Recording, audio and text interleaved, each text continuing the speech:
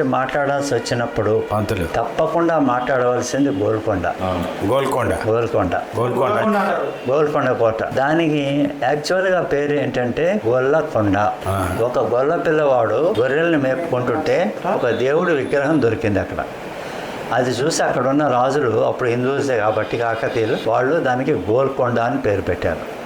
పెట్టి ఆ కోటని మొదట మట్టితో కట్టారు. మట్టితో కోట అంత ఎక్కువ నిలవదు, బట్ అయినా కూడా చాలా గొప్ప విషయం అది, మట్టితోటి గోడ కట్టడం, నిలబెట్టడం. తర్వాత గ్రానైట్ వేశారు, అది వేరే విషయం.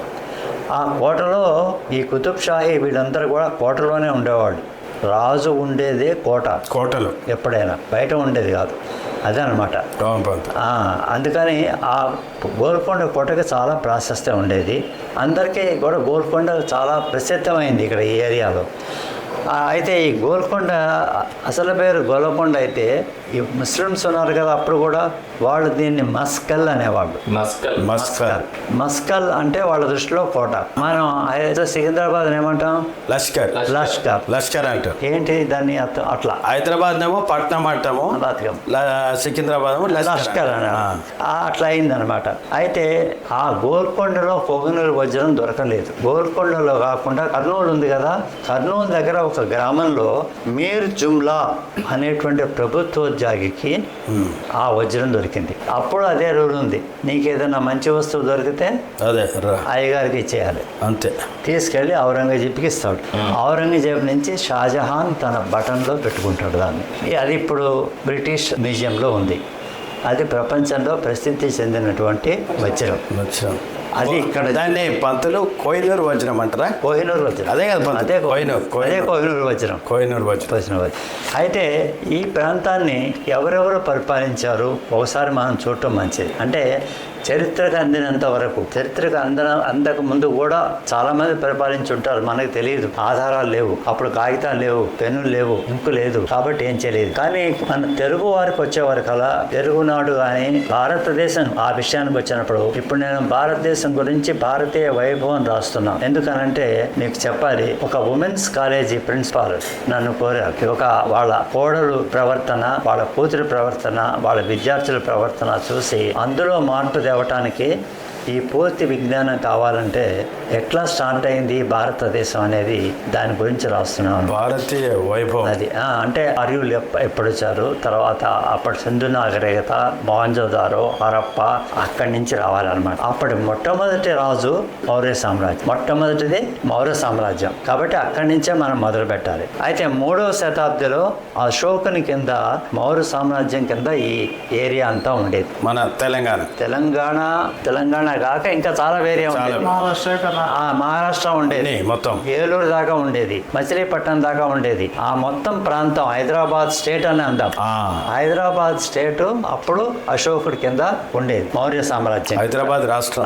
అయితే ఆయన బలహీనుడు అయిన తర్వాత, అంటే ఆ రాజు కొద్ది రోజులు పరిపాలించిన తర్వాత ఎన్నో పరిస్థితులు వస్తాయి. ఆయన వృద్ధుడు కావచ్చు, ఆయన బావమరిది ఆయన్ని పొడిచి ఆయన రావచ్చు, ఇట్లాంటి సినిమాల్లో చూస్తుంటాం కదా. అట్లాగే వెన్నుపోటు పొడుస్తారు, రాజును పనిచేయనియరు.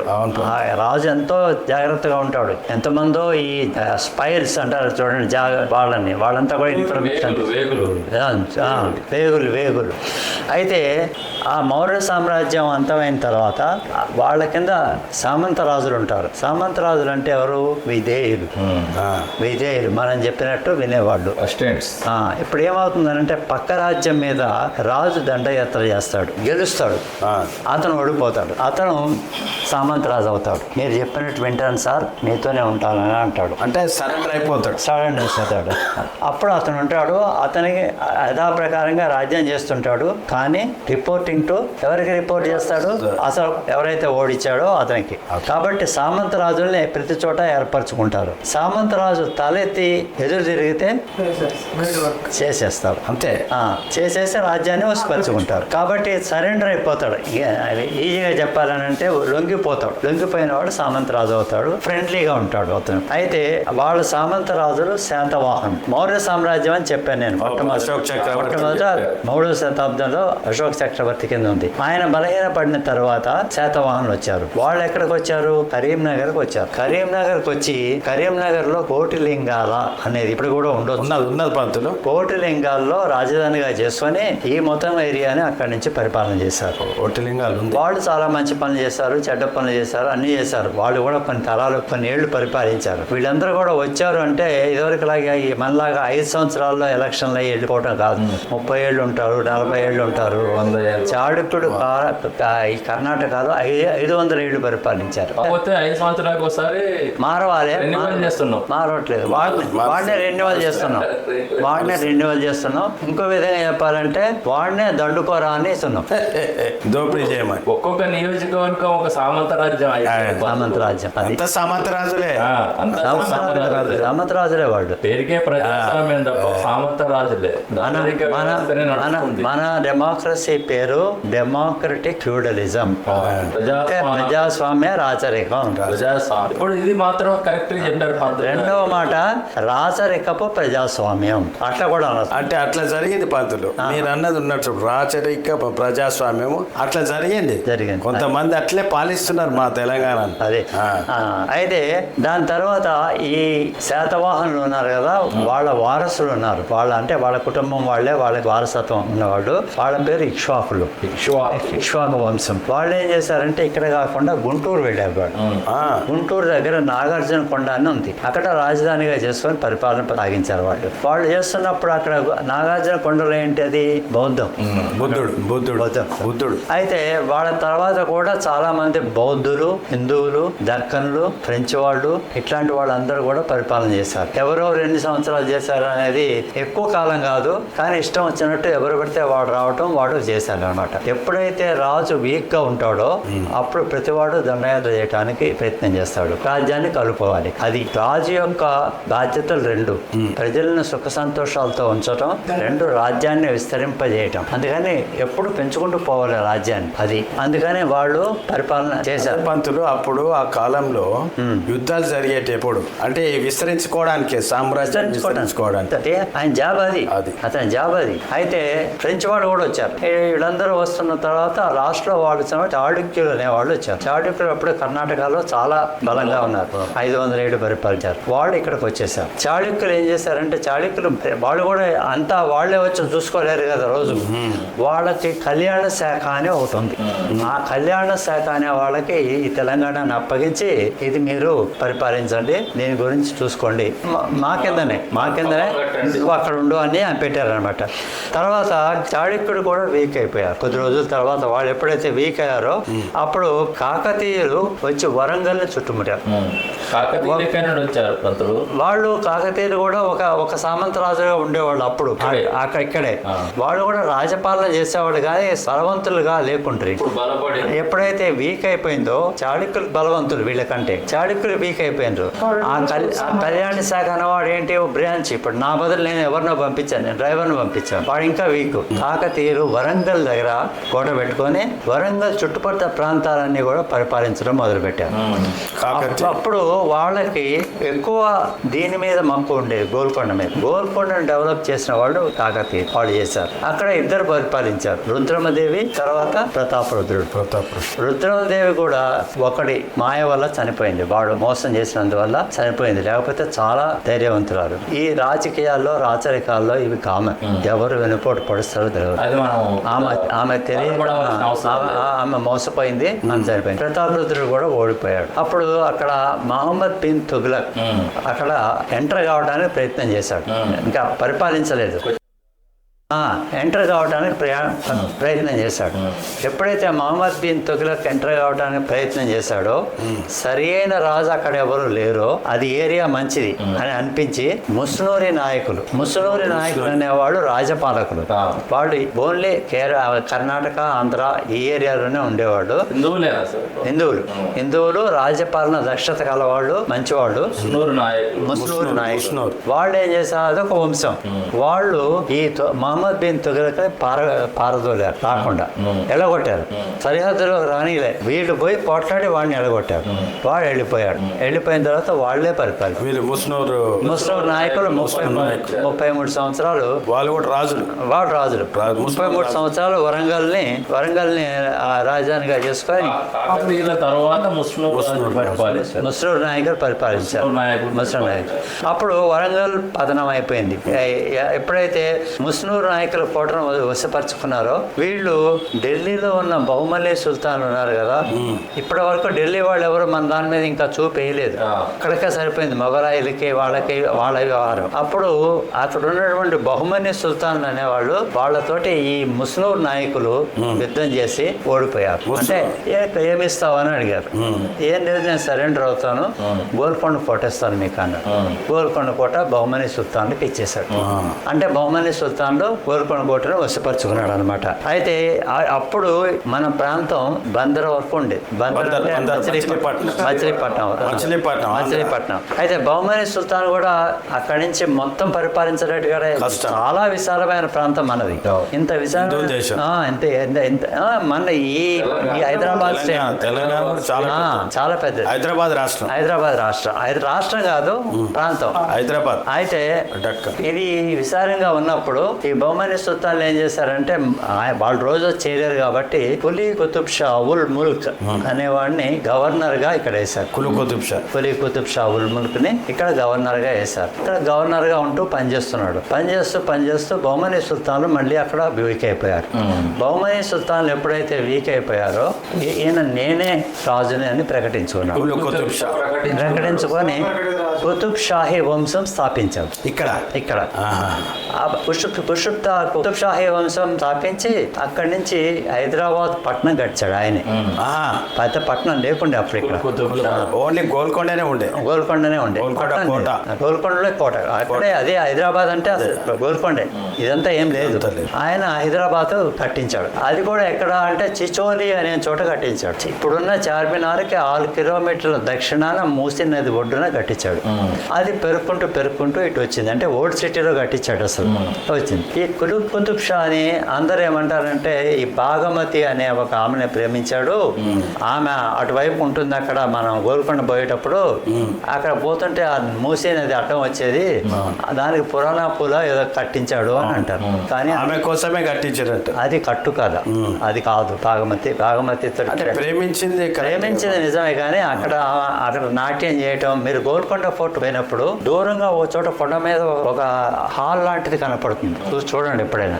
అక్కడ ఆమె నాట్యం చేసేది కచేరీలో. అయితే అక్కడికి వెళ్ళేవాడు అని అన్ని చరిత్రకారులు కొంతమంది అన్నారు. అయితే వేరే చరిత్రకారులు విదేశాల నుంచి కూడా వచ్చి వాళ్ళు ఏం చేశారంటే అది అట్లాంటిది ఏం లేదు, ఇది ఏదో ఒక రచయిత యొక్క కల్పన, భాగమతి కాదు. భాగమతిని ప్రేమించిన మాట నిజమే, కానీ భాగమతి బ్రాహ్మణ్ బిడ్డ. అయితే ఆమెను పెళ్లి చేసుకున్నాడు. చేసుకున్న తర్వాత ఆమె ఇస్లాం తీసుకున్నప్పుడు ఆమె హైదర్ బేగం అయింది. ఆమె హైదర్ బేగం అయినందువల్ల ఆమె ప్రేమ పట్ల హైదరాబాద్ అని పట్టణం పెట్టాడు. పంతులు ఈ మధ్యలో ఒక పత్రికలో వార్త చూసాం పంతులు, ఈ సలావుద్దీన్ ఓవైసీ, అసదుద్దీన్ ఓవైసీ వీళ్ళు నిజమైన ముస్లిమ్స్ కాదు, బ్రాహ్మణులే కానీ ముస్లిం వేషంలో అలా మారిపోయి అంటే అట్లా కాదు. కానీ చాలా కారణాలు ఉండేవి. ఆ రోజుల్లో మందులు తక్కువ, వైద్య సదుపాయాలు తక్కువ, కొన్ని రోగాలు విచిత్రమైనవి వచ్చేవి. అప్పుడు తగ్గినప్పుడు మొక్కునేవాడు. ఏంటంటే నేను ఇస్లాం తీసుకుంటాను, నా రోగం తగ్గించు, నేను ఒక పీరుని నిలబడతాను. పీరు అంటే తెలుసు కదా, నా పేరు మీద, నేను బ్రాహ్మణుడు అయినా కూడా నా పేరు మీద ఒక పీరు నిలబడతాను, నేను నమాజ్ పడతాను రోజు. అట్లని వీడు ఆ ఇస్లాం తీసుకున్న వాళ్ళు వీడు అర్థమైందా. వీళ్ళు ఏదో ఒక రోజు మనం ఓవైసీ ఎంపీ అవుతామని తీసుకున్నది కాదు, అట్లా ఏదో కారణం వల్ల అక్కడ పోయి తీసుకున్నారు. కొంతమందికి ఖురాన్లో చెప్పినటువంటి మాటలు నచ్చి బాగుంది ఈ మతం అని తీసుకునేవాడు ఉన్నారు. నేను పాకిస్తాన్ వెళ్ళినప్పుడు నన్ను అడిగారు, మీలో ఒక మంచి ముసల్మాన్కి కావాల్సిన లక్షణాలు అన్నీ ఉన్నాయి, ఎందుకు మీరు తీసుకోరు అని అడిగాడు నా మిత్రుడు. నేనేమన్నానంటే అన్ని లక్షణాలు హిందూ మతంలో కూడా ఉన్నాయి, అన్ని మతాల్లో ఉన్నాయి. ఒకటి ఉన్నాను కదా నేను ఆల్రెడీ ఒక మతం, మళ్ళీ ఇంకోటి ఎందుకు లేని అన్నాను అని ఊరుకున్నాను. అట్లాగే ఈ ఓవైసీ వాళ్ళు అట్లా ఇస్లాం తీసుకున్నారు. భాగమతి ఇస్లాం తీసుకోవాలి. పెళ్లి చేసుకున్నందువల్ల ఆ మతం మార్పు. ఇప్పుడు మన కుటుంబాల్లో ఎవరైనా ముస్లింతో లేచిపోయింది అనుకోండి, దాని పేరు మారిపోతుంది. ఇప్పుడు ముసుగేసుకుంటారు. ఓవైసీ కుటుంబం మన హిందువుల నుండి ముస్లింలుగా మారిన కుటుంబం. అయితే కుతుబ్ షా గురించి మనం మాట్లాడుకున్నాం. ఏంటంటే ఆయన కొడుకు హైదరాబాద్ ఉండేవాడు. కొంతమంది ఆ పేరు మీద హైదరాబాద్ పెట్టారని అంటారు, కానీ ఎక్కువ మంది చరిత్రకారులు చెప్పింది ఏంటంటే బాగ్మతి తర్వాత చార్మినార్ కట్టించాడు. చార్మినార్ కూడా మన దగ్గర ఉన్న కథ ఏంటంటే ప్లేగ్ వచ్చింది, ప్లేగ్ వస్తే అది కట్టి ఆగిందని. అట్లాంటిది ఏం జరగలేదు. అది కూడా ఆమె పేరు మీద ఆ భార్య గౌరవార్థం కట్టించాడు. బాగ్మతి గౌరవార్థం కట్టించాడు. ఇవి రెండు ఆయన చేసిన పనులు. ఆయన దాన్ని పరిపాలిస్తున్నప్పుడు ఢిల్లీ సుల్తాన్, దాన్ని సల్తనేట్ అంటారు. ఢిల్లీ సుల్తాన్లకి మన హైదరాబాద్ అనుబడి ఎవరికి ఔరంగజేబు. అప్పుడు ఔరంగజేబు పరిపాలిస్తున్నాడు. అయితే ఔరంగజేబు పరిపాలించేటప్పుడు కన్నుపడ్డది. దానికి ఆయన సొంతంగా అయితే రాడు కదా, రాజు ముందు ఎవరిని పంపిస్తాడు. ఆయనకు ఒక నమ్మకమైన కమాండర్ ఉన్నాడు. ఆ కమాండర్ ని పోయి దాడి చేసి గోల్కొండను వశపరచుకోమన్నాడు. వచ్చి ఒక 19 రోజులు దాడి చేశాడు, కానీ ఓడిపోయాడు. ఓడిపోవడం అంటే కోటలోకి అడుగు పెట్టనీయదు మా సైన్యం. వెనక్కి వెళ్ళిపోయి కూడా ఆగలేదు. కొద్ది రోజులు చూశాడు, మళ్ళీ వచ్చి ఫతే మైదాన్ అనే చోట, అంటే ఇప్పుడు ఎల్బీ స్టేడియం అని ఉంది, ఎల్బీ స్టేడియం. అక్కడ దాదాపు 2 నెలల్లో ఉండి ఈ దాడి సాగింది కానీ లోపలికి పోవడానికి అవకాశం దొరకలేదు. అంటే కోటలో గోలే, అంటే దుర్భేద్యమైనటువంటి కోట. మనకు మీరు చూస్తే ఆ కోటని మీరు పరిశీలించండి, డైరెక్ట్ గా పోవటానికి ఏం లేదు. ఇది పోవాలి. దాని మీద పైరా కాసేవాళ్ళు ఉంటారు. తర్వాత చాలా సైన్యం చుట్టూ ఉంటుంది. ఏ విధంగా వాళ్ళకి వశం కాలేదు. అప్పుడు ఏ విధంగా పని కాకపోతే మనం సామాన్యంగా ఏం చేస్తాం, ఏదో మార్గం కరెక్ట్ గా రాకపోతే వేరే విధంగా. అప్పుడు ఒకరిని పట్టుకొని వాడికి కొంత లభిస్తుంది. వాడి దగ్గర తాళం చేతులు ఉన్నాయి, కోట వాడు తాళం తీస్తాడు. చాలా దుర్మార్గమైన పని వాడిది. ఎవడైతే తాళం తీసాడో డబ్బు తీసుకొని వాడి వల్ల కోటలో ప్రవేశిస్తారు. కోటలో ప్రవేశించినప్పుడు అది ఎవరిదైతుంది, అది ఔరంగజేబు సామ్రాజ్యం, మొఘల్ సామ్రాజ్యం ఇక్కడికి వచ్చేసింది. హైదరాబాద్ పరిపాలించడం మొదలుపెట్టి ఔరంగజేబుకి చాలా నమ్మకమైన, నాకెట్లయితే వెంకటస్వామి ఉన్నాడో అట్లనే చాలా నమ్మకమైన వ్యక్తి మీర్ కాసిం సిద్దికి. అతను ఔరంగజేబుతో ఉంటూ ఉండగా కొన్ని ప్రాంతాలకి నార్త్ ఈస్టర్న్ రీజన్ ఇచ్చినట్టుగా చాలా ఏరియాకి ఒక వైస్రాయిగా వేసాడు ఆయన చేశాడు. కానీ అతనికి తృప్తి లేదు. అతను స్వయంగా అతను కూడా ఒక ఎంపరర్ కావాలి, రాజు కావాలని ఈ లోపల మక్కా పోతూ ఢిల్లీలో ఆగి షాజహాన్ కలుస్తాడు. షాజహాన్కి నచ్చాడు. షాజహాన్ ఇతను నచ్చాడు, కానీ ఔరంగజేబు నచ్చుతాడు. ఔరంగజేబు దగ్గర చేస్తాడు. అప్పుడు మక్కా ప్రయాణం వేసేటప్పుడు హైదరాబాద్ నుంచే పోవాలి. హైదరాబాద్ వెళ్ళాడు. వచ్చేటప్పుడు ఇక్కడ దిగాడు. ఇక్కడ అంతా చూస్తే బ్రహ్మాండంగా ఉంది. ఎక్కడ చూసినా ధనాగారాలు, చెట్లు, లేకులు, తరస్సులు, ప్రదేశం బాగుంది, పర్వతమైన భూమి ఉంది. దీనికి నేను దీన్ని పరిపాలిస్తే ఎంత బాగుంటుంది. అక్కడ ఒకటి కింద పనిచేయటమే కదా. అందులో ఔరంగజేబు అప్పటికి వీక్ అయిపోయాడు. ఔరంగజేబు పెద్ద ఎక్కువ చేరైపోతున్నాడు. ఔరంగజేబు కొడుకులు ఇద్దరు వాళ్ళు పోట్లాడుకుంటున్నారు ఒకళ్ళంతా ఒకళ్ళు. ఈ పరిస్థితిలో ఇది అక్కడ ఉండటం లాభం లేదని ఇక్కడికి వచ్చాడు. ఈ వైస్రాయిగా ఇక్కడ ఉన్నప్పుడు చాలా విధేయతగా ఉండేవాడు ఔరంగజేబు తోటి. అతనితో గొప్పతనం ఏంటంటే ఎప్పుడూ అతను కాదని ఏ పని చేసేవాడు కాదు. ఔరంగజేబు చనిపోయినప్పుడు ఇక్కడికి వచ్చి ఇక్కడ అసల్ జాహీ అనేటువంటి వంశాన్ని స్థాపించారు. అసలు పేరు మీర్ కాసిం, తర్వాత మీర్ కాసిం సిద్దికి. తర్వాత పేరు చాలా పెద్దగా ఉంటుంది. అది పోను ఏంటంటే ఎప్పుడైతే ఔరంగజేబు దగ్గర ఉన్నాడో ఆయన చాలా యుద్ధాలకు పంపించాడు. ఆ యుద్ధాల్లో ఈయన గెలిచి వచ్చేవాడు. గెలిచి రాగానే ఒక బిరుదు ఇచ్చేవాడు. ఫతే సింగ్ అనేది అదొక బిరుదు అనమాట. అట్లాంటి బిరుదులు ఇచ్చి మీకు చూపిస్తాను. పేరు ఇంకా ఉంది. నేను చూపించేదానికంటే కూడా ఎక్కువగా మీర్ కొమరుద్దీన్ ఖాన్ సిద్దికి, చించలజ్ కొమరుద్దీన్ ఖాన్ నిజాం ఉల్ ముల్క్ ఆసఫ్ జాహీ నిజాం 1. ఇది కాక ఇంకా ఉంది పేరు. అన్ని బిరుదులు ఉన్నాయి. ఆయన వచ్చి ఇక్కడ ఇచ్చేసాడు. చేసి ఒక 33 years పరిపాలించిన తర్వాత చనిపోయాడు. అతను ఎవరికో సహాయం చేయడానికి పోతూ దారిలో ఆరోగ్యం బాగుండగా చనిపోయాడు. ఇక్కడ ఎవరు లేరు. ఆయన తర్వాత నిజాంగా ఆయన ఎవరిని అపాయింట్ చేసుకోలేదు. ఇక్కడ ఒక 14 ఏళ్ళు దాదాపు ఆయన చనిపోయిన తర్వాత 14 సంవత్సరాలు దక్కన్లు వీళ్ళు ఫ్రెంచ్ వాళ్ళు వీళ్ళందరూ కలిసి సుబేదారులుగా పనిచేసేవారు. నిజాంలు కాదు. వాళ్ళకి నిజాం పోస్ట్ ఇవ్వలేదు. ఇక్కడ ఎవరు ఓన్లీ సుబేదారు. వాళ్ళని ఎవరు నిజాం అనలేదు. వాడు నిజాం కాదు, వాడు ఆసఫ్ జాహీల్ అని కూడా అనలేదు. వాళ్ళు కేవలం సుబేదారులు. ఈ సుబేదారులుగా వారు పనిచేస్తుండగా ఈ మొదటి నిజాం ఎవరైతే ఉన్నాడో, మీర్ కాసిం ఏదైతే ఉన్నాడో, ఆయన 4వ కొడుకు ఆయన్ని నిజాం చేశారు. ఆయన ఏమవుతాడు అప్పుడు? నిజాం 2. 2 అవుతాడు, అంతే కదా. అంతే. నిజాం 2 అవుతాడు. ఆయన తర్వాత నిజాం 3. నిజాం 3 ఆయన సికిందర్, ఆయన చివరి పేరు సికిందర్ అని వస్తుంది. అప్పుడు బ్రిటిష్ వాళ్ళతోటి వీళ్ళకి సంధి జరిగింది. వీళ్ళు కలిసిమెలిసి ఉండేవాళ్ళు అనమాట. ఉంటే బ్రిటిష్ వాళ్ళ దగ్గర ఒక 5,000 మంది సైన్యం ఉన్నారు. ఈ 5,000 మంది సైన్యాన్ని ఎక్కడ అకామిడేట్ చేయాలి అంటే వాళ్ళ గుడారాలు వేయాలి కదా, వాళ్ళ వంట వ్యవహారాలు ఉండాలి కదా. క్యాంపు పెద్ద సైన్యం అంటే ఒకటి నెలకొండ కదా 5,000. ఈ 5,000 మందికి ఎక్కడ దొరుకుతుందని అంటే ఇక్కడ జాగా చూపించారు సికింద్రాబాద్ లో. దానికి పేరు సికింద్రాబాద్ అని పడిపోయింది. సికిందర్. అదే సికిందర్ పెట్టాడు కాబట్టి సికింద్రాబాద్ అయింది. అది అప్పటి నుంచి ఇప్పటి వరకు కూడా కంటోన్మెంట్ గానే, సైన్యంగా, ఆర్మీ ఏరియాగానే ఉండిపోయింది. ఇప్పుడు కూడా ఉన్నారు. బ్రిటిష్ సామ్రాజ్యానికి ఉన్నటువంటి కంటోన్మెంట్ అన్నిట్లోకి పెద్దదైంది ఇది. అట్లాంటిది ఇచ్చాడు, చాలా పెద్దది అది ఇచ్చాడు కంటోన్మెంట్. అందుకే సికింద్రాబాద్ రెసిడెన్స్ కన్నా ఆర్మీ ఎక్కువ. అవును. ఇప్పుడు కూడా అది. తర్వాత ఆంగ్లేయులు కూడా ఉన్నారు. మీకు ఆంగ్లో ఇండియన్స్ అంటారు. సికింద్రాబాద్ లో చాలా మంది ఉన్నారు. వాళ్ళు అప్పుడు బ్రిటిష్ వాళ్ళు ఉన్నప్పుడు వాళ్ళకి వీళ్ళకి కలిగిన సంతానం వీళ్ళు ఉన్నారు. అది సికింద్రాబాద్ అనమాట. అట్లా. కానీ ఒకటి పంతులో ఒక్కొక్క విషయం తెలుసుకోవాలనుకుంటున్నాము. ఇప్పుడు పట్నము లష్కర్ అనేది కదా. లష్కర్ అంటే బ్రిటిష్ వాళ్ళు పాలించేది అంటారు. ఏది సికింద్రాబాదు ఆ ప్రాంతం అంతా సైన్యం ఉన్నది కాబట్టి అంతే. కానీ పాలన ఏం లేదు. బ్రిటిష్ పరిపాలించలేదు ఇక్కడ ఎప్పుడు. బ్రిటిష్ ఫ్రెండ్లీగా ఉన్నారు, వీళ్ళతోటి కలిసి ఉన్నారు. అంటే ఇక్కడ ఉన్న నిజాములే బ్రిటిష్ వాళ్ళతో స్నేహంగా ఉన్నారు, పోటీ పెట్టుకోలేదు. అందుకనే స్వాతంత్ర సమర యుద్ధాల్లో ఈ నిజాం పాత్ర ఏం లేదు. బ్రిటిష్ వాళ్ళకి వాళ్ళు అగైనెస్ట్ కాదు. ఎప్పుడు అవసరం ఉంటే అప్పుడు ఈ కంటోన్మెంట్లో ఉండి సైలెంట్గా కావాలంటే తీసుకెళ్ళవచ్చు. మళ్ళీ నుంచి ఇక్కడ రెస్ట్ తీసి ఇక్కడే ఉండేవాడు. అందుకని దాన్ని కంటోన్మెంట్ అని అన్నారు అనమాట.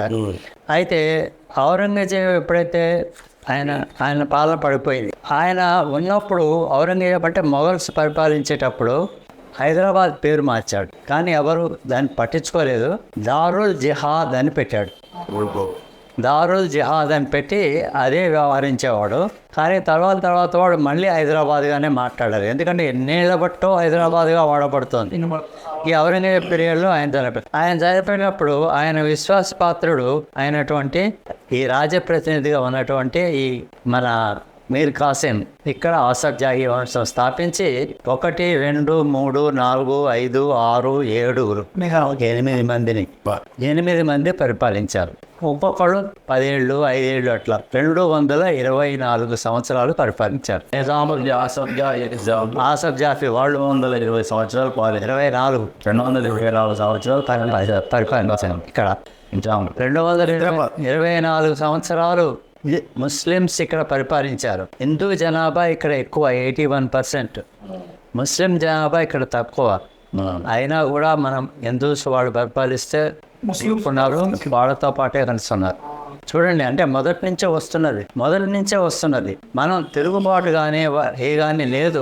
ఐదు స్థాయిదారు ఎవరు రాజైతే ఏంటని మనకి బతుకుంటే చాలు, బల్సాకు రెండు తింటావు. అదే తర్వాత ఎవరు రాజైతే మనకేంటి, మనకేంటి ఏం చేసేది వాడు కూడా వాడు పోనీ అంటే వాడు వద్దు. అది అది అదొకమైన లక్ష్యంతో అది సైకాలజీ ఇక్కడ డెవలప్మెంట్ కాలుబొట్టు దొరుకుతుంది పోతున్నా. మనం మరి ఇంకేం కావాలి. మనం ఇప్పుడు ఎవరినో విమర్శిస్తున్నామని కాదు, మనల్ని మనమే విమర్శించా. ఇప్పుడు ఈ రకంగా మనం తెలంగాణ ప్రజలు ఇంతమంది దగ్గర ఇంతమంది కింద బానిసలుగా ఉండి వాళ్ళు ఎట్లా ఈ రాజకీయాన్ని ఎదుర్కోవాలని చెప్పడమే మీ ఉద్దేశం. అంటే నేను అనేది ఇంతమంది జనం మీ సంఖ్య ఎక్కువ కదా, మీరు రాజరికాన్ని తీసుకొని హస్తగతం చేసుకొని మీరు పరిపాలించుకోవాలి కదా. మీరు అది 21% హిందువులు ఉన్నారు. అది వీళ్ళే కాదు, ఎంత 19% ముస్లింలు. అయినా వాళ్ళే పాలించారు.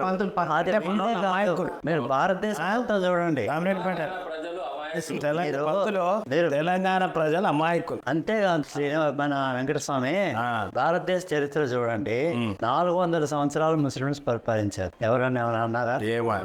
200 సంవత్సరాలు ఇంగ్లీష్ పరిపాలించారు. చివరి వరకు అనేది కదా. గాంధీ గారు స్వయంగా ఇప్పుడు నాకు స్వతంత్రం కావాలని బయటికి రాలేదు. ఖలీఫా ఉద్యమం అని ముస్లిమ్స్ చేశారు. వాళ్ళ కోసం, వాళ్ళ అవసరాల కోసం ఎవరి మీద చేశారు? బ్రిటిష్ వాళ్ళకి అగేనెస్ట్ గా ఖలీఫా ఉద్యమం అని చేశారు. కానీ మన హిందువు చేయలేదు, మొదలుపెట్టింది ముస్లింలే ఖలీఫా. ఆ ఖలీఫా ఉద్యమంలో గాంధీ గారు చేరారు. చేరి ఏం చేశాడంటే వాళ్ళందరినీ కొంచెం మాటలతోటి మెలిసి దాన్ని స్వాతంత్ర ఉద్యమంగా మార్చారు. అట్లా జరిగింది. అంతేగాని గాంధీ గారు వచ్చి మనం ఇప్పుడు పోట్లాడాలి మీరంతా రాండి అని అది చేయలేదు. అట్లా జరిగింది అనమాట. ఆ ఖలీఫా ఉద్యమం తోటి మొదలైంది మనకు. అయితే ఈ 7వ నిజాం అంటే 6వ నిజాం కూడా కొంతవరకు మంచి పేరు చెప్పాడు. ఇక్కడ చాలా మంది చెప్పుకుంటూ ఉంటారు, మహబూబ్ అలీ ఖాన్ పాలకుర్మా కట్టించాడు, అది కట్టించాడు, ఇది కట్టించాడు అని. ఆయన మంచివాడు. తర్వాత వచ్చిన వాడు మన ఉస్మాన్ అలీ ఖాన్. ఆయన నిజాం 7 ఆయన కొన్ని మంచి పనులు చేశాడు. వినోబా భావే వస్తే 14,000 ఎకరాల భూమి ఇచ్చాడు. నిమ్స్ హాస్పిటల్కి ₹1 అద్దె 99 సంవత్సరాలకి రాసి ఇచ్చాడు. ఇప్పుడున్న నిమ్స్ హాస్పిటల్. అప్పుడు సౌత్ ఇండియాలో విమానాశ్రయం లేదు. బేగంపేటలో విమానాశ్రయం కట్టించాడు. ఫస్ట్ ప్రజలకు తాగటానికి నీరు సరిగా లేదు. మూసీ నీరు పూర్తిగా కల్మషం అయింది. మూసీ నీరు మనకు నిజాం వెళ్ళిపోయిన తర్వాత సీమాంధ్రుల పరిపాలనలో కూడా కల్మషమై 800 ఆడవాళ్ళు గర్భపాతం జరిగి బాధపడ్డారు. అంత కల్మషం అయింది. అయినా పట్టించుకోలేదు వీళ్ళు, ఈ సీమాంధ్రులు పట్టించుకోలేదు. కాబట్టి ఎందుకు చెప్తున్నానంటే ఆయన అప్పుడే ఆలోచించి గండిపేట, హిమాయత్ సాగర్ మనకి నీటి కోసం ఈనాటి వరకు ఇబ్బంది లేకుండా చేశాడు. చదువు మీద ఆయనకి చాలా శ్రద్ధ ఉండేది. ఉస్మానియా యూనివర్సిటీ కట్టించాడు. నిజాం అబ్జర్వేటరీ కట్టించాడు. నిజాం కాలేజ్. ఇండస్ట్రీస్ డెవలప్ చేయాలనుకుని జిందాల్ స్మార్ట్ అప్పుడు వాళ్ళని డెవలప్ చేశారు. ఆల్విన్ ఫ్యాక్టరీ వాళ్ళని డెవలప్. ఎందుకు పంతులు మన Praga tools, Azam Jahi mills, Praga tools మీ ఇక్కడ ఉండేది. అవన్నీ మూతపడ్డాయి. నిజాం షుగర్ ఫ్యాక్టరీ ఇంతవరకు ఓపెన్ కాలేదు. ఇవి బస్సులు కూడా వాళ్ళేనా? ఇవి కాదు, ఇవి సంజీవ్ రెడ్డి గారి టైంలో కాదు. అప్పుడు ఏదో గోడలు ఇచ్చిందంటారు కదా, అవే ఏం లేదు. అప్పుడు మామూలు బస్సు ఉండేవి, ట్రాన్స్పోర్టేషన్ ఉండేది. కానీ వాటిని తీసి పెడతారు వాళ్ళు.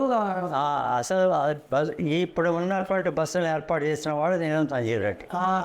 వీటిని ఆంధ్ర ఏరియాలో సంజీవ్ రెడ్డి గారి ఏనుగులు అంటారు.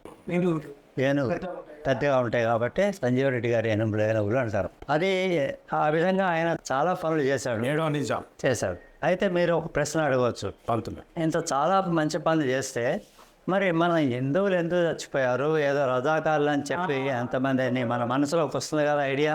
అది నిజంగానే మీరు అన్నట్టు చాలా దురదృష్టకరమైన విషయం. అదేంటంటే కాసిం రజ్వీ అని ఒకడు ఉన్నాడు. వాడు మతోన్మాది. వాడు హైదరాబాద్ ఇక్కడికి వచ్చినప్పుడు నిజాంను కలిసి నిజాం పరివారంలో చేరిపోయి అక్కడ ఉన్న ఆ స్టాఫ్ మొత్తాన్ని మిలిటరీ అంటే చాలా అన్ట్రైన్డ్ మిలిటరీ. నిజాంకి ఎవరితో యుద్ధం చేసేది ఉంది? ఏదో వాళ్ళు కొంచెం కసరత్తు చేస్తారు, అట్లాంటి సైన్యం అనమాట. కొద్దిపాటి సైన్యమే ఉండేది. వాళ్ళందరూ కూడా ఇతను వశపరచుకొని నేను చెప్పినట్టు చేయండి రా అన్నాడు. నేనే రాజునే అన్నాడు. ఇప్పుడు అట్లనే ఒక్కొక్కడు ఉంటాడు, వాడికి చెప్పినట్టు చేయవాడు. ఈయన చెప్పినట్టు నిజాము ఏదో మంచి జరుగుతుంది అనుకొని సరేనని చెప్పాను అన్నాడు. అదే సమయంలో మనకు స్వాతంత్రం వచ్చినప్పుడు సర్దార్ పటేల్కి మొత్తం ఈ రాజవంశాలు ఉన్నాయి, ప్రిన్సిలీ స్టేట్స్ ఉన్నాయి కదా, ఈ రాష్ట్రాలన్నింటినీ కలపాలి. మనం అఖండ భారత్ అంటే ఒకే భారతం కావాలి. మన భారతదేశం ఒకటిగా లేదు. ఎప్పుడు 558 రాజులు ఉండేవాడు. 558 రాజ్యాలు. ఒక్కొక్క రాజు ఏ రోజుకి ఆ రోజు బాగా స్వార్థం. వాడు ఇంకో రాజుతో పోట్లాడటం, వాడిది ఏరియా గుంజుకోవటం. దీంతో వాళ్ళు బ్రిటిష్ వాళ్ళు వచ్చే పోట్లాడలేదు, మొఘలాయిలు వచ్చినా పోట్లాడలేదు. ఐకమత్యం లేదు. ఐకమత్యం లేకపోతే బ్రిటిష్ వాడు ఏం చేశాడు? Divide and rule. విభజించాలి. మీ ఇద్దరిని విభజించి పెట్టి కొట్టాడు. విభజించి పాలించాడు. తర్వాత బ్రిటిష్ నుంచి వచ్చి ఒక మందు బాటలు ఇచ్చాడు అనుకోండి, మీరు రాజు, మీరు ఒక రాజు, నడిగొండ రాజు, మీకు ఆ మందు బాటలు ఇచ్చేసారు. ఇస్తే మీరు లొంగిపోతారు. అప్పుడు మీ ఏరియాని పరిపాలించేది మీరు కాదు, ఈస్ట్ ఇండియా కంపెనీ. అట్లా కాదు బాధలు అయిపోయింది. East India company east India company ఏంటి, వ్యాపారం చేయడానికి వచ్చారు వాళ్ళు. చివరిగా రాజకీయంలో దిగి ప్రభుత్వం ఏర్పాటు చేస్తే వాళ్ళు బ్రిటిష్ వాళ్ళ తరపు నుంచి బ్రిటిష్ గవర్నమెంట్ అయింది. కాబట్టి మన వాళ్ళు ఎందుకు కోరుకున్నారు అనేది నాకు ఇంతవరకు కూడా అర్థం కాదు. దిగుడు పడదు అంటే వీర ప్రతాపులు, మహా ఇదులు, ఆ సోరులు, వేలులు అన్నప్పుడు ముగ్గురు రాజులు కలిసి ఎదిరించలేకపోయారా, ముగ్గురు కూడా కలవకపోయారా, ఎంత ఐకమత్యం లేకపోయినా అని అంటే నాకు సమాధానం లేదు. వాళ్ళు హాయిగా ఉందని అంటే వాళ్ళు దానికి కారణం పలుతున్నారు. ఈ రాజులు ఏది సామంతరాజులు, రాజులు, దొరలు ఉన్నారు కదా, వాళ్ళు సంతోషంగా ఉన్నారు. వాళ్ళకు ఒక 40 గ్రామాలు, 50 గ్రామాలు, 100 గ్రామాలు వాళ్ళు పాలించుకున్నారు. మనకెందుకులే అవి ఇస్తుంటే హాయిగా ఉన్నారు, సంతోషంగా ఉన్నారు. అది అట్లా ఉండదు కదా బాధలు. అంటే రజాకారులు స్వాతంత్రత భావం, నా భూమి, నా దేశం, నేను పాలించుకోవాలనేది అది నేషనాలిటీ. అదే నేను అడగబోతానా, ఇప్పుడు రజాకారులు మనకు తెలుగు వాళ్ళని చంపినట్లు కదా, మరి బండేరు సైన్యం తీసుకొచ్చినప్పుడు ఆయన మీద కొట్లాడాలి కదా. అయ్యో కొట్టండి చెప్తాను నేను. అయితే ఆ భావం రాలేదు మన వాళ్ళకి, అది రావాలి. ఎప్పటికైనా కూడా ఇది నా నేల, ఇది నా గాలి, ఇది నా నీరు, దీనికోసం దీని మీద కాలు పెడితే ఊరుతాను. పాకిస్తాన్ వాడు ఇంచి అడిగితే ఊరుకోను. మీ ఇంటి గోడ కొంచెం ఆ పెంచి జరిపితే మీ ఇంటి పక్క వాడు ఊరుకుంటారు, ఊరుకోరు. అట్లా ఆ భావం రాలేదు అప్పుడు.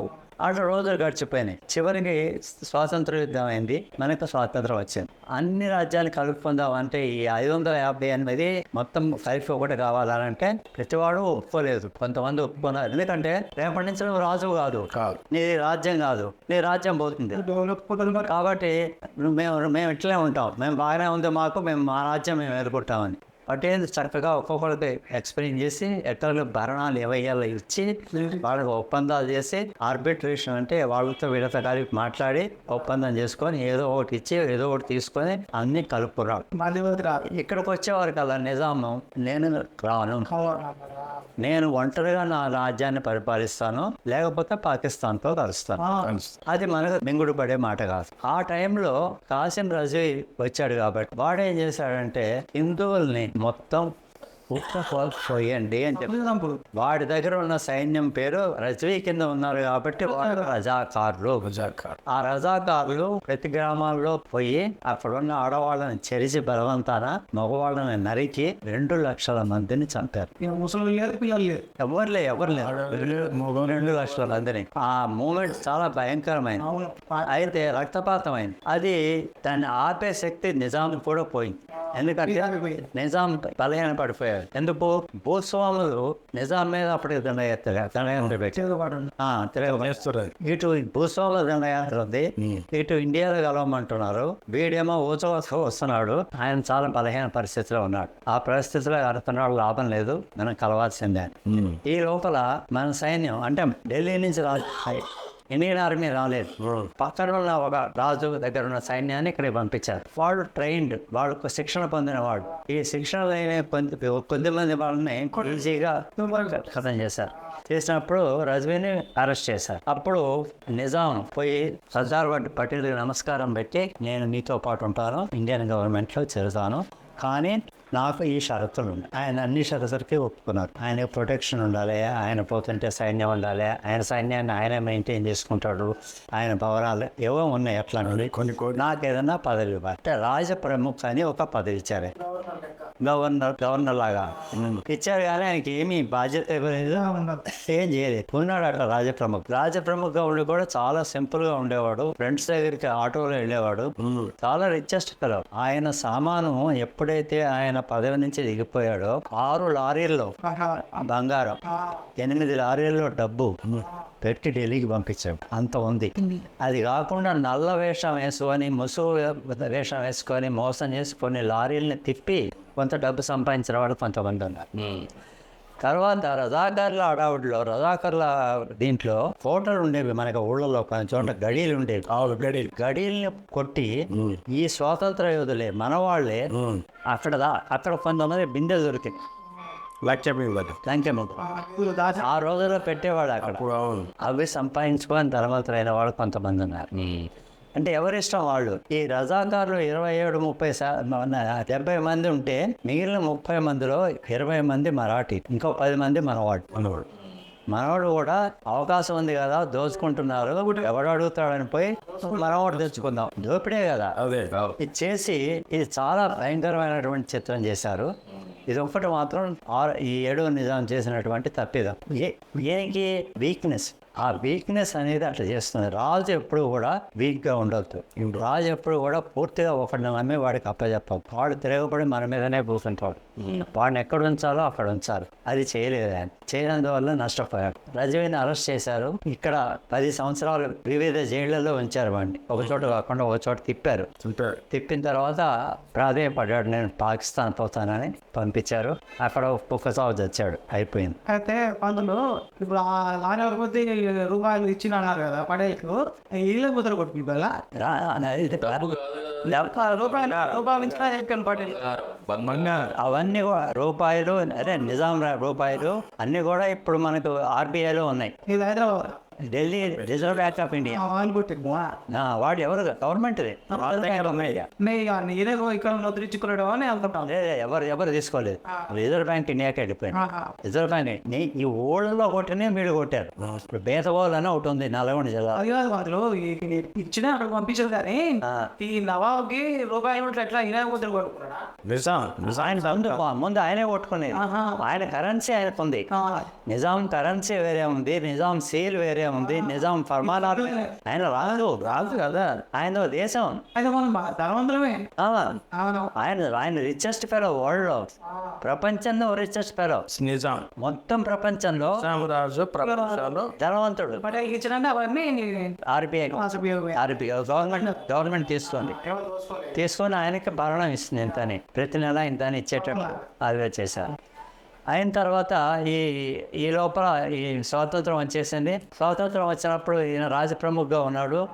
ఈ లోపల ఏమన్నారంటే భాషా ప్రయుక్త రాష్ట్రాలన్నీ వచ్చినాయి. అదొకటి పెట్టారు నెహ్రూ గారు. అంటే తెలుగు మాట్లాడే వాళ్ళంతా ఒక రాష్ట్రం, మరాఠీ వాళ్ళంతా ఒక రాష్ట్రం, అంతా పెట్టారు. పెట్టినప్పుడు ఆంధ్ర ప్రాంతంలో ఉన్న వాళ్ళు తెలుగు వాళ్ళే, కానీ వాళ్ళు బ్రిటిష్ రూల్ కింద ఉన్నారు. వాళ్ళు ఇక్కడ నవాబ్ కింద లేరు ఎప్పుడు.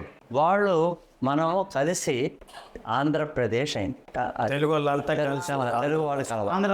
ఆంధ్రప్రదేశ్ అయింది. ఆంధ్రప్రదేశ్ అయిన తర్వాత మొట్టమొదటి బూరుగురు రామకృష్ణారావు గారు దానికి ముఖ్యమంత్రిగా పనిచేశాడు. తర్వాత మిగతా వాళ్ళు ఒకరి తర్వాత తెలంగాణ. బూరుగురు రామకృష్ణారావు తెలంగాణ, చెన్నారెడ్డి తెలంగాణ, అంజయ్ తెలంగాణ, పివి నరసింహన్ తెలంగాణ. నలుగురు చివరిగా 15 మంది మిగిలినవాడు. మొత్తం 19. అయితే అప్పుడు భాషా ప్రయుక్త రాష్ట్రాల్లో మనం అంతా కలిసిపోయాం, బాగానే ఉన్నాం, కలిసిమెలిసి ఉన్నాం. ఏవో జోక్స్ వేసుకునే వాళ్ళం, గోంగూర గోబ్యాకర్ వాళ్ళమే, ఏదైనా మన వాళ్ళు ఇట్లా కొంచెం తక్కువ భావంతో చూసేవాడు. తెలంగాణ వాళ్ళ తెలుగు రాదని, తెలుగు భాష బాగుండదని ఏదో అంటుండేవాళ్ళు, కానీ భయపడేవాళ్ళు వాళ్ళు, ఎందుకంటే స్థానం వాళ్ళది కాదు కదా. తర్వాత 1969లో మర్రి చెన్నారెడ్డి ఒక ఉద్యమం దెబ్బతీశాడు. డాక్టర్ మర్రి చెన్నారెడ్డి ముఖ్యమంత్రి కాదు, ఆయన ముఖ్యమంత్రి ఉన్నవాడు చేయడు, పదవి కోసమే చేస్తాడు. ఖాళీగా ఉన్నవాడు పదవి కోసం ఇటువంటివి చేస్తాడు. అయితే ఆయన చేసినప్పుడు 370 మంది విద్యార్థులు యువకులు చనిపోయారు. కాల్చేసింది గవర్నమెంట్, కాల్చింది, పోలీసు వాడు కాల్చారు.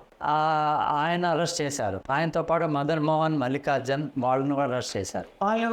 వాళ్ళు కూడా వీళ్ళతో పాటు పనిచేశారు. కేసీఆర్ పక్కన హరీష్ వీళ్ళు ఎట్లా చేశారు అట్లా చేశారు. వాళ్ళు డాక్టర్ చదువుతున్నాడు. అయితే వాళ్ళు అరెస్ట్ చేశారు వాళ్ళని. తర్వాత బహు ఒప్పందం పెట్టుకున్నారు. ఆ ఒప్పందంలో ఆయనకి యూపీ గవర్నర్గా పోస్ట్ ఇచ్చారు. ఇచ్చేస్తే ఆయన కాంగ్రెస్లో విలీనం అయిపోయాడు. ఉద్యమం చల్లారిపోయాడు. ఇంకో నాయకుడు లేడు, చల్లారిపోయింది. ఇప్పుడు ఆయన పోయాడనంటే మిగతా వాళ్ళకి ధైర్యం లేదు. ఎవరు దాటిస్తారు, డబ్బు పెట్టాలి, తిరగాలి, ఇవన్నీ ఊరుకున్నారు. కొన్ని రోజులు ఇట్లాగే గడిచిన తర్వాత ప్రొఫెసర్ జయశంకర్ అని ఆయన ఒక పొలిటికల్ ఇంటెలిజెంట్ మ్యాన్, మా యూనివర్సిటీలో ఆయన మళ్ళీ ఉద్యమాన్ని లేపాడు. మన ఆత్మగౌరవం ముఖ్యం, ఎన్నాళ్ళు ఇంకా చూస్తామో, మనం దీనికి ఉద్యమం చేయాలి. కానీ అహింసాపూర్వకమైన ఉద్యమం.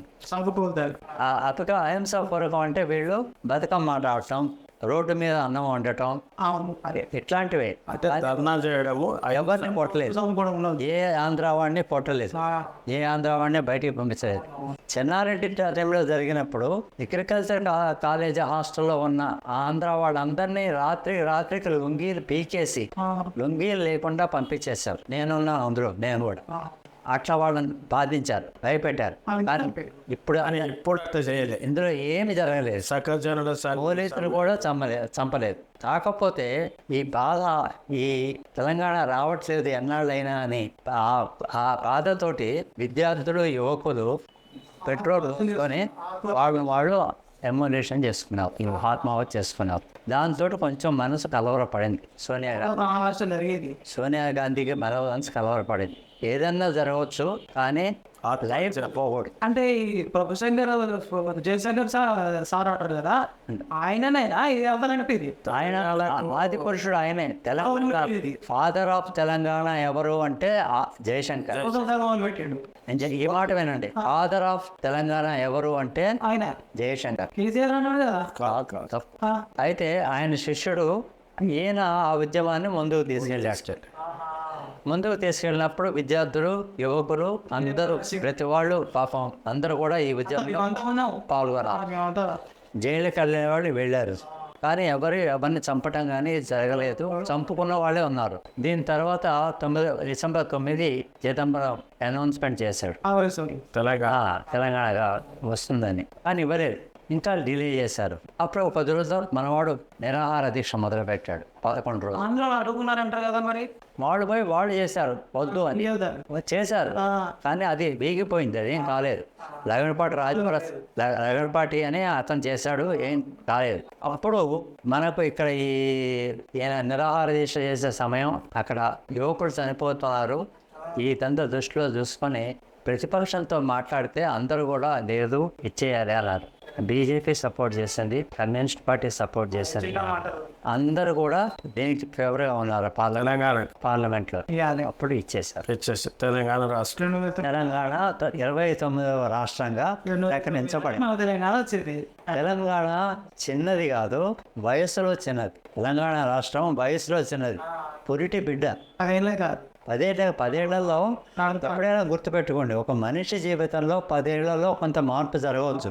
కానీ ఒక దేశం విషయంలో 10 ఏళ్ళు చాలా తక్కువ. ఒక దేశం ప్రగతి చెందాలంటే 100 ఏళ్ళు పడుతుంది. మీకు రేపటికి మొత్తం మారిపోవాలంటే మారదు. ఆయన ఎవరు రేవంత్ రెడ్డి పొద్దున మొత్తం మారాలంటే ఇక్కడ టైం పడుతుంది అనమాట. అయితే 9 సంవత్సరాలలో మొత్తం మీద మనం అనుకున్నటువంటివి జరగలేదు. బంగారు తెలంగాణ వస్తుందని అన్నారు, ప్రజలు ఆశపడ్డారు. ప్రజలకు ఏమి న్యాయం జరగలేదు, ఏదో కొంత అవినీతి పెరిగిపోయింది. దాంతో ప్రజలు ఏం చేశారంటే విముక్తులై ఆ ప్రభుత్వాన్ని పడగొట్టారు. పడగొట్టిన తర్వాత అప్పుడు వీళ్ళు కొత్త కాంగ్రెస్ వారు రాజ్యానికి వీళ్ళు ఏం చేస్తారు అనేది, ఎవరేం చేస్తారు అనేది మనం వేచి చూడాలి. అయితే ఇందులో ముఖ్య పాత్ర వహించిన వాళ్ళు ఈ కొద్ది మార్పు, ఇప్పుడు జరిగిన ఈ రేవంత్ రెడ్డి ఈ మార్పు చాలా ముఖ్యమైనది. ఎందుకంటే ఇది ప్రజలచే చేయబడ్డది, వచ్చింది. ప్రజలే కాంగ్రెస్ గొప్పతనం కాదు, ప్రజల వచ్చింది మార్పు. కాబట్టి ఆ మార్పు వచ్చినప్పుడు ఎప్పుడైతే నీకు ఆ అమ్మాయి మిమ్మల్ని మీ వైపు చూసి పొంగు నవ్వుతున్నదో, పెదాలు తడుపుకుంటున్నదో, అంటే మీకు అవుతుంది కదా. మనకి ఇప్పుడు సమయం అన్నమాట. అది ప్రజలు రెడీగా ఉన్నారు మారటానికి. వాళ్ళకి ఏం మారాలి, ఎట్లా మారాలి, ఎందుకు మారాలి చెప్పేవాళ్ళు లేరు. అందుకే మీరు చెప్తా ఉన్నారు. అది చెప్పటానికి చెప్పడానికి బాధ్యత మనం తీసుకున్నాం. మనం వాళ్ళకి ఒక ఉపాధ్యాయురం. ఇప్పుడు అంటే అసలు కథ మనం ఎప్పుడు మొదలవుతుంది. మనం రాజకీయవాదులం కాదు, సామాజిక నిర్మాతలం కాదు, సంఘ సంస్కర్తలం కాదు, యాక్టివిస్టులం కాదు, ఏం కాదు. కేవలం ప్రజలకు ఉపాధ్యాయులుగా పనిచేస్తున్నాము. ఇప్పుడు కథ స్టార్ట్ అయింది. అసలు కథ ప్రతి వారం ఒక పాఠం చెప్తాం వాళ్ళకి వీడియో ద్వారా, వీడియో యూట్యూబ్ ద్వారా. ఆ వీడియోలో విని వాళ్ళు కొన్ని నేర్చుకుంటారు, కొంత ఆపాదించుకుంటారు, కొంత వదిలిపెడతారు. మామిడి చెట్టు బాగా పోసుకుంది కానీ కాయలు ఎన్ని కాస్తాయో ఎంతమందిగా అవుతుంది. మన 4 కోట్ల జనాభాలో 50,000 మంది మారినా కూడా మిగిలిన అందరి మీద దాని ప్రభావం ఉంటుంది. కాబట్టి ఆ 50,000 మందిని ఎట్లా మార్చాలి అనడానికి మనం అయితే మనం కలిసి ప్రతి వాడికి చెప్పాలి. వీడియో ఉంది కదా వాడే చూసుకుంటాడు అని కాదు, కనపడితే వాడికి చెప్పాలి, అరే మారాలి, నీ డబ్బు. ఎందుకంటే మనం వాడికి చెబుతాం అప్పటికే డబ్బు ఎక్కడి నుంచి వస్తున్నది, తర్వాత ఎమ్మెల్యే ఏం చేయాలి, నువ్వేం చేయాలి, మీ స్కూల్కి ఏం చేయాలి, మీ సర్పంచ్ ఏం చేయాలి, ఎట్లా అవన్నీ జరుగుతున్నది. నువ్వు చూస్తే నీ పిల్లలు పాడైపోతారు, నీ పిల్లలు కూడా నీలాగానే ఇట్లా కూల్ చేసుకుని బతుకుతారు అనేది మనం చెప్పాలి. చెప్పి వచ్చాను, నాకేం లేదు, నేనే పార్టీ వాడిని కాదు, ఏం కాదు, అడిగిన కాబట్టి చెప్తున్నా, ఇది నిజం, నువ్వు పేపర్లో చదివి అది చదివి ఏమేమో అనుకోకు. కాబట్టి మనకే ఉన్నది, మన చేతిలోనే ఉంది మొత్తం. ఇప్పుడు మన చేతిలో ఉన్నటువంటి దేశంలో మొత్తంలో అందరికంటే సంపద శక్తి కలిగిన వాడు ప్రజ, నువ్వు. ఎందుకంటే నీ దగ్గర మనతో మన ఉదయం నుండి సాయంత్రం వరకు టీవీలో చూస్తున్నారు బదులు, కానీ అక్కడికి సీరియళ్ళు చెత్త చెదారాలు చూస్తున్నారు. చెప్పాలి మనం. కాబట్టి మీరేంటంటే మన ప్రజల బతుకులు మారి బాగుపడే విధంగా ఉండే విషయాలను మనం రిచి బయటి ద్వారా తెలియచేయాలి. వాళ్ళలో రాజకీయ చైతన్యం అనేది మా కోరిక బతులు. రాజకీయం ఉంటుంది అందులో. ఇప్పుడు పాఠాలలో రాజకీయం ఉంటుంది. అవినీతి గురించి మాట్లాడడం. రాజకీయం అంటే సుపరిపాలన ఏంటి, యాక్చువల్ గా మంచి రాజకీయం అంటే ఏంటి అది కావాలి, అది ప్రజలకు తెలియాలి చెప్పి. ఇప్పుడు మీరు చూస్తున్నది దుర్మార్గం రాజకీయం, మీ దౌర్భాగ్యం ఊరుకుంటున్నారు మీరు. కానీ రాజకీయం ఇట్లుండాలి, ఇట్లాంటివి మీరు చేయాలి. మీరు చేస్తే మన స్కూల్ బాగా అవుతుంది, మన హాస్పిటల్ బాగా అవుతుంది, మన రోడ్లు బాగా అవుతాయి. అవును పాత్ర. ఇక నుండి నేను రోజు ఏం చేద్దాం అనుకుంటున్నా అంటే మన ఈ మిర్చి బజ్జీ ఛానల్లో వచ్చిన కార్యక్రమాలను ఉదయం నుండి సాయంత్రం వరకు నా మిత్రుడు ఎవరు కలిసినా చెప్పారు వెళ్ళినా ఏం. శ్రోతలు ప్రేక్షకుల మహాశయులకు నమస్కారం. మిర్చి బజ్జీ ప్రోగ్రాం వీడియో ఆగిపోలేదు, ఇది కేవలం ఇంటర్మిషన్. దీని తర్వాత వరుసగా ప్రతి వారం కొత్త విషయాలతో ఇది తప్పకుండా మీ ముందుంటుంది. ఇంతవరకు మనం చూసినటువంటివి, విన్నటువంటివి ఈ వీడియోల్లో గతించిన విషయాలు, కానీ ఆసక్తికరమైన విషయాలు, తెలియని విషయాలు. వీటిలో ఉన్నటువంటి జ్ఞానాన్ని ఆసరాగా తీసుకొని భవిష్యత్తులోకి మనం కాలు పెట్టడానికి వీలవుతుంది. ఎందుకంటే మనం ఒక పెద్ద కార్యక్రమాన్ని తీసుకున్నాం, అది నవభారత నిర్మాణం. ఒక్కరితో అయ్యేది కాదు, మాటలతో అయ్యేది కాదు. మాటలకు పాటలకు చింతకాయలు రాదు. అదేవిధంగా ఈ లక్ష్యం ఏదైతే ఉందో దాన్ని సాధించాలి అంటే కొన్ని సంవత్సరాలు పడుతుంది. ఎంతో మానవ ప్రయత్నం అవసరం, దైవకృప కూడా ఉండి తీరాలి. మనకు జరిగిపోయిన వాటి పట్ల ఒక చిరస్మృతి, జరుగుతున్న వాటి పట్ల పూర్తి సత్సంబంధం, జరగబోయే వాటి పట్ల ఆసక్తి, తాపత్రయం, ఈ 3 ప్రతిరోజు మనల్ని ముందుకు నెడుతూ ఉండాలి. వీటి గురించి మనం ఆలోచించాలి. ఎందుకంటే ప్రయత్నం అనేది చాలా తేలికైన విషయం, అది మనసుకు సంబంధించింది.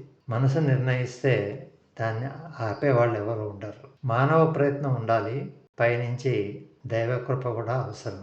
అందులో భాగంగానే రానున్న అద్భుతమైన అమృత గడియల్లో కొన్ని అవసరమైనటువంటివి, జనజీవనం సుఖంగా సంతోషంగా సాగటానికి ముఖ్యమైనటువంటి విషయాలు ఏవైతే ఉన్నాయో వాటి మీద, ముఖ్యంగా విద్య, వైద్యం, ఉపాధి ఇట్లాంటివి, వీటి మీద దృష్టి సారించడానికి నిర్ణయం జరిగింది.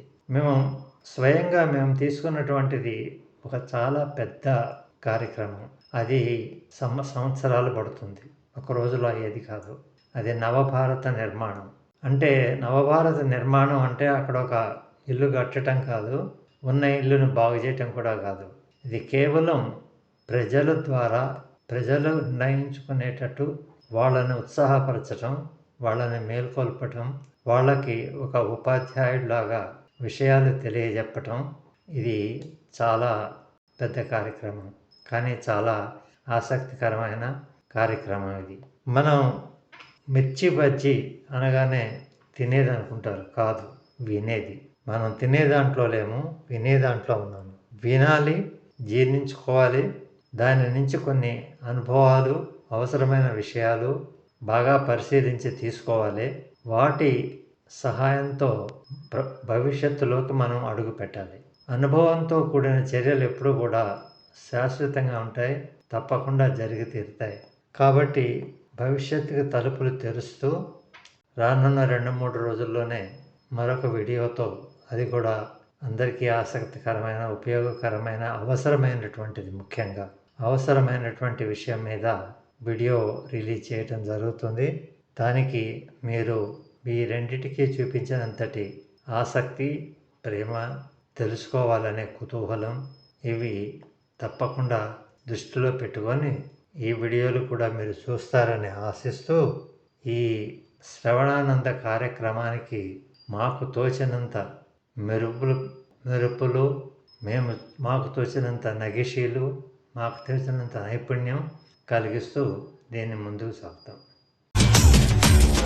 నడుస్తున్న పొద్దు మీద నడుస్తున్న కాలమా, పోరు తెలంగాణమా, పోరు తెలంగాణమా, కోట్లాది ప్రాణమా, బల బల బల బల బల బల.